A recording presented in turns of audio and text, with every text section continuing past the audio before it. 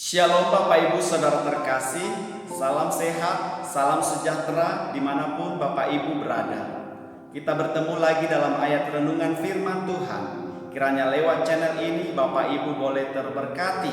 Mari kita satukan hati berdoa.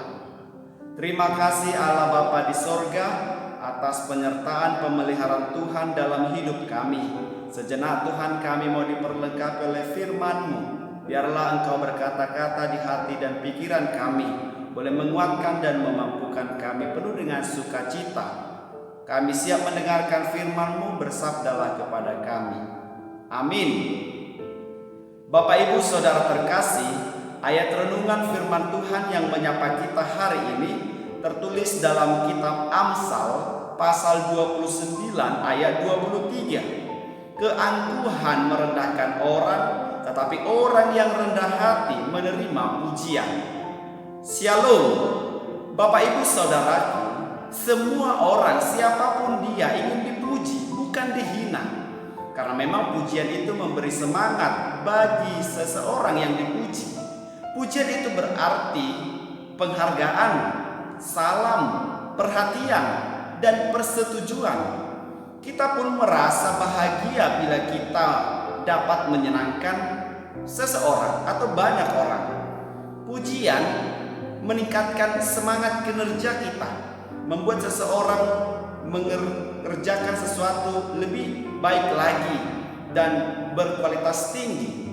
Jika kita memuji sekretaris kita misalnya di kantor, ketika dia mengetik ketikannya, maka dia akan mengetik yang lebih baik lagi ke depan. Demikian juga bila mana kita di rumah tangga kita memuji istri, kita memuji suami, kita memuji anak-anak dengan penghargaan itu, maka mereka akan semakin termotivasi, mempunyai semangat yang baru.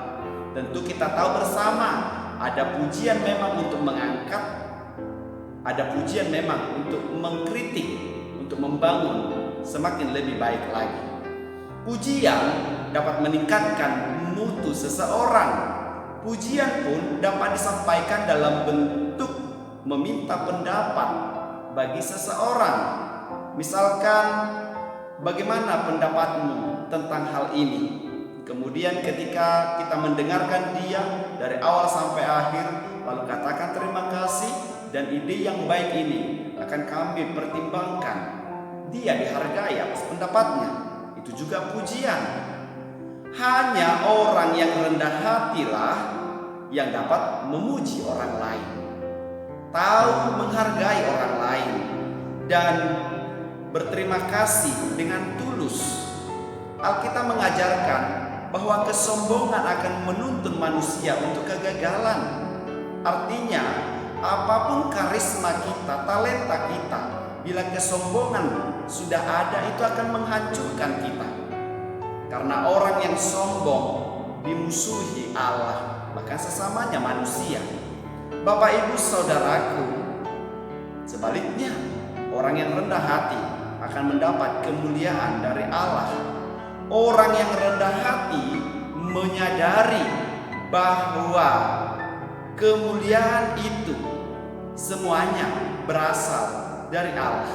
Dan dia juga menyadari lewat hubungannya dengan Allah, hubungannya dengan sesama manusia akan mengakibatkan keberhasilan, kesuksesan dalam hidupnya. Maka orang-orang yang rendah hatilah yang dapat melihat banyak hal, yang boleh menerima dan membuat setiap kejadian yang ada di sekitarnya membuat dia semakin berhikmat. Seperti ibarat padi, semakin berisi dia akan semakin menunduk. Yang artinya apa? Biasanya orang yang rendah hati, yang berhikmat itu akan disukai banyak orang dan akan selalu merendahkan diri di hadapan Tuhan. Biarlah lewat perikop hari ini kita diajar untuk hidup rendah hati, karena rendah hati itu adalah bagian dan sukacita. Semakin banyak relasi, semakin banyak teman kita. Tapi orang yang angkuh, yang sombong, dia akan semakin dicela, direndahkan oleh orang lain. Terpujilah nama Tuhan, dan Bapak Ibu hidup dalam sikap rendah hati. Amin. Terima kasih Tuhan buat sapaan firman-Mu hari ini, mengajar kami untuk hidup dalam saling mengasihi dengan sikap rendah hati, menghargai dan saling beri perhatian. Biarlah lewat renungan ini kami Tuhan semakin layak menerima pujian dari-Mu, bahkan dari saudara-saudara kami, karena memang ketulusan kami. Ampuni dosa kami Bapa, layakkan kami menerima berkat-Mu. Sepanjang satu hari ini, biarlah Tuhan yang menuntun dan mengarahkan pandang kami kepadamu. Dalam Yesus Kristus kami berdoa. Amin. Selamat pagi Bapak Ibu. Selamat beraktivitas. Tuhan Yesus memberkatimu.